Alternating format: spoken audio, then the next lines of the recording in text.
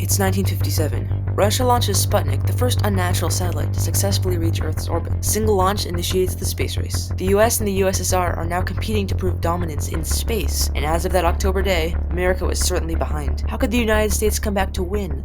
Enter Katherine Johnson. Katherine's story was nothing short of amazing.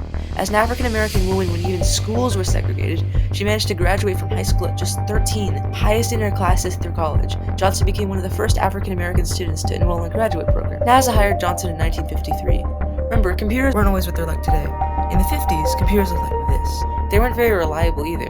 NASA decided to hire people to be computers. Made entirely up of African-American women, the West Area Computing Unit was responsible for the math that lets rockets launch. And who would be the best computer but Katherine Johnson? This might just be what the Americans needed to come on top. Although she'd closed the gap, America still needed a way to win the space race. President Kennedy had a plan.